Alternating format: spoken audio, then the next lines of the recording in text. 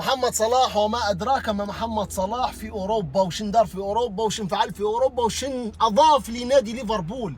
أسطورة، وحقيقة أسطورة العمر كله. أفضل لاعب عربي في تاريخ كرة القدم محمد صلاح اللي دار مع نادي ليفربول. مستحيل يجي أي أسطورة آخر حيدير مع نادي ليفربول. محمد صلاح اليوم يودع جماهير الأنفيلد بالدموع للأسف. محمد صلاح اليوم لعب وأهل نادي ليفربول إلى دوري أبطال أوروبا بعد ما كان فاقدين الأمل أنهم هم حيكونوا متواجدين في دوري أبطال أوروبا. محمد صلاح مع نادي ليفربول 442 مباراة، 377 مساهمة تهديفية. لو أنت عندك شك 1% ان محمد صلاح ماهوش اسطوره وماهوش افضل لاعب عربي في التاريخ، فتفضل واملى عينك وتفرج وشوف شندير محمد صلاح في اوروبا.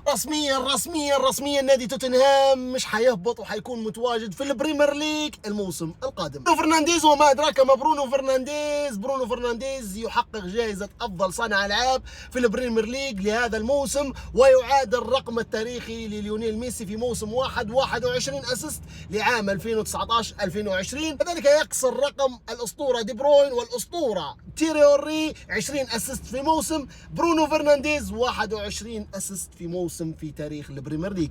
اكثر من حقق اسيستات في تاريخ البريمير ليج في موسم واحد برونو فرنانديز. هنا سوف اسكت قليلا احتراما وتقديرا للماكينة التهديفية ايرلينغ هالاند.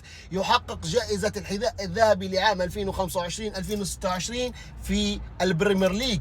اكثر من حقق جائزة الحذاء الذهبي في البريمير ليج هو تيري اوري 4 مرات، ومحمد صلاح 4 مرات، كذلك هاري كين 3، واليان شرر 3 مرات، وتليه ايرلينغ هالاند 3 مرات. يعني الموسم الجاي ايرلينغ هالاند في احتمال كبير انه هو يعادل رقم تيري اوري ومحمد صلاح.